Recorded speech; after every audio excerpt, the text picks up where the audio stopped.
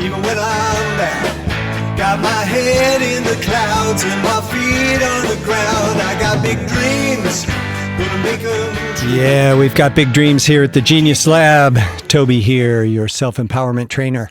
And we are having fun today. We are on number 24 of the podcast based on my new book called Release Your Shit and Reclaim Your Power. And we're having fun. We're having fun with the troubling triad. This is a fun one. In the last podcast, we talked about the malas, the three malas, the mala of comparison, the mala of being intrinsically flawed, and the mala of overwhelm. In other words, three things that every human being is born with, and these are the things that we must overcome through our life or get used to dancing with, or however you look at it. The yogis for hundreds of years have been talking about these things and have been teaching these principles, and they're literally part of the human condition. I talked in the very first chapter about the human condition, and this is it, man. We've all got this shit in us when we come in, and it's like coming in with three alligators snapping at you, and you get to wrestle them throughout your life. And if you pay attention and you bring awareness and you do your work, you can kick these guys' ass. And if you don't, you're fucked, because you will live your life tormented forever and ever and ever. So what we want to do is get you out of the troubling triad. Now, a triad is defined as a group or set of three connected people or things. Okay, in other words, they all go together. It's a union or group of three, and these. You know, it's like some Chinese gang or something. You always say the triad, da-na-na-na.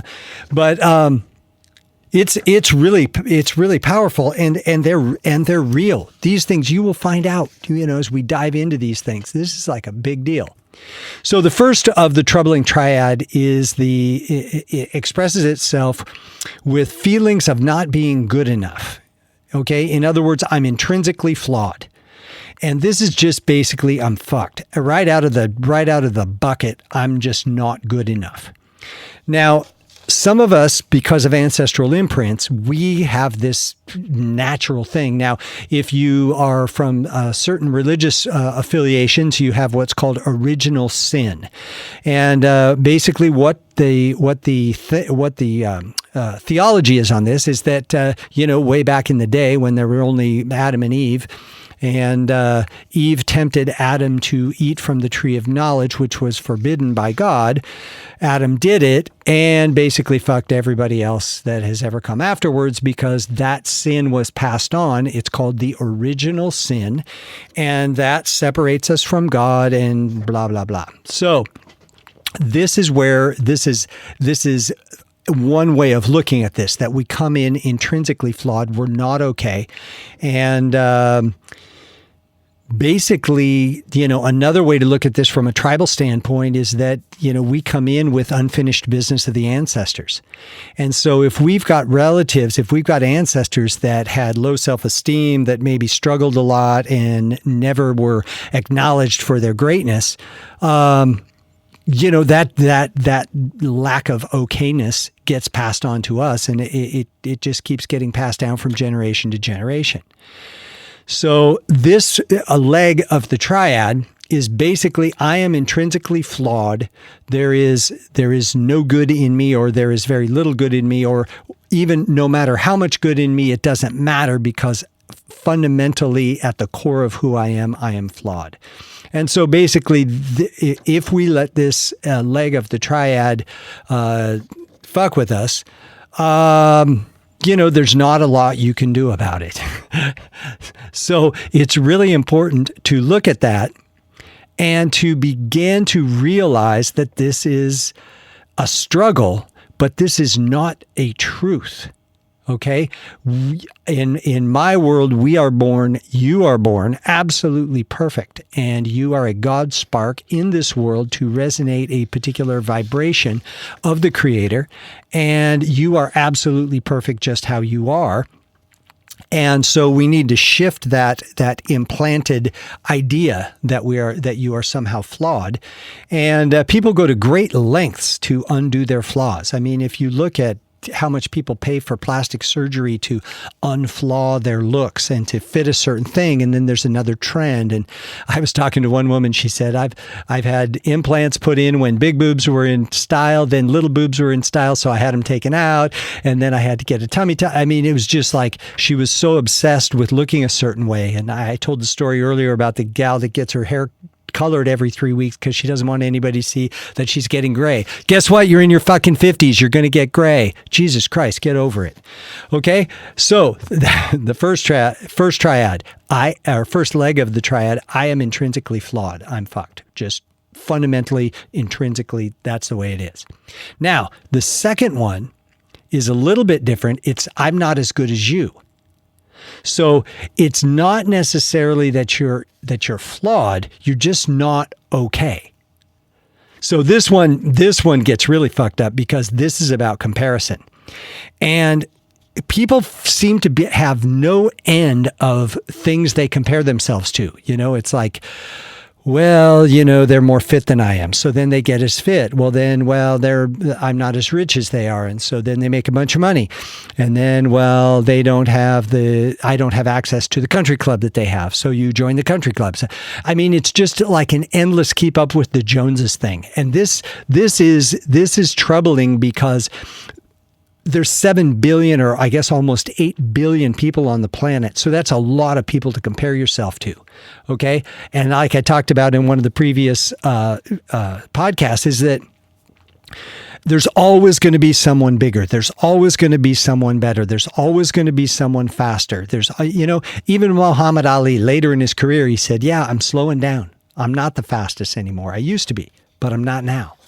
So, it's performance and function and is fleeting.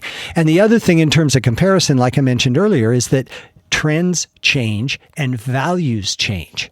So I used to value the fact that I worked like 90 hours a week and was constantly busy and running 100 miles an hour. Man, I'm not into that at all. I would rather make way less money and have way more time because time is way more valuable.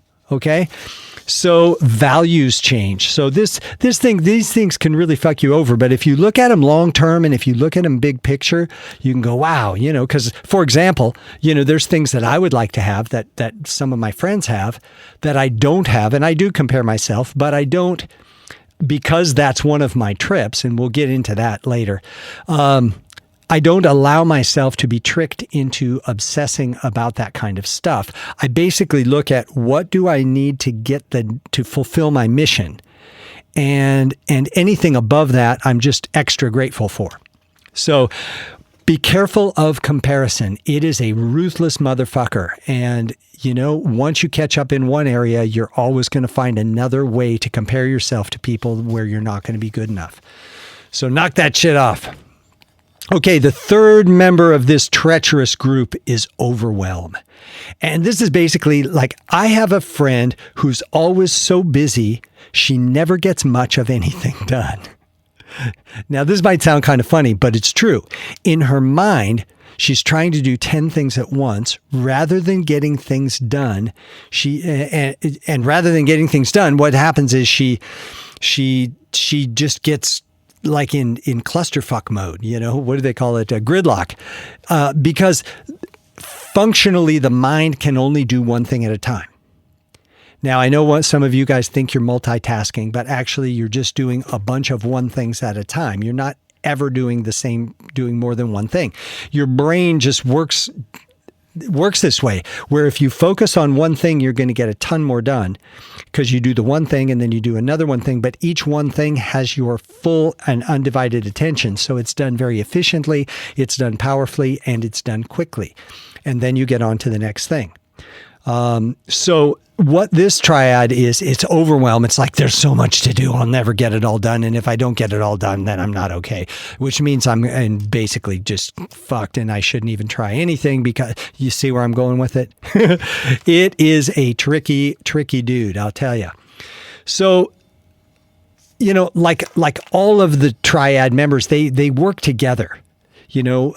Being intrinsically flawed makes you not okay at the core of your being, which makes you compare yourself to people, which means that if you're going to catch up and be okay, you've got to do all this stuff, but there's not enough time or resources to do all the stuff.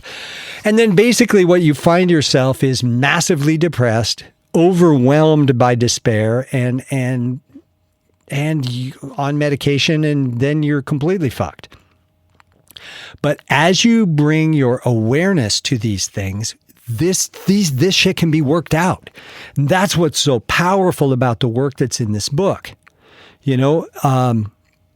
Whatever it is that is your thing, right? Some of you are afraid. Some of us are afraid to get old. We don't like it. Like the woman that spends thousands of dollars getting her hair colored. Some of us have to have you got to have a Rolex watch to be okay, or a Cartier, or some people have to have a private jet and a giant home, regardless of the cost on their personal well-being. I see people that are like, they're on 20 different medications for stress, high blood pressure, and they're working 90 hours a week to try and keep up with the Joneses, and they just keep pushing and pushing and pushing until they find them in their office or a hotel room dead of a heart attack. The things that trigger you, that activate these malas, that activate these legs of the triad. These are the things to be aware of, because when you understand how they affect you, the troubling triad loses its power. And so this is, in the next podcast, we're going to talk more about that. But I just wanted you to sit with these things. Think about when you just look at yourself as not being good enough. You're just not okay. And then how you compare yourself. And then how you feel overwhelmed. Like to be okay, you have to do so much that there's just no possible physical human way to get it all done. So then what do? Then it's utter hopelessness.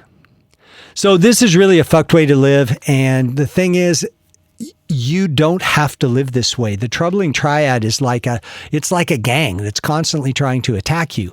But if you learn how they get to you, and you understand what triggers you and what sets you off, and then you understand your reaction to getting triggered, you can work through these and you can manage your life where they have less and less power over time. So think about these things, see how they affect your life. Look at in the next couple days, look at how it feels when you get triggered. Like, do you get triggered by just feeling not good enough? Do you feel like, only you don't feel good enough when you compare yourself to other people? Or do you just feel overwhelmed, like you would be okay if you could just get all this shit done? There's just not enough time to do it. Check it out. Don't let it get you down, okay? Come to the Genius Lab, listen to the podcast, and keep looking up.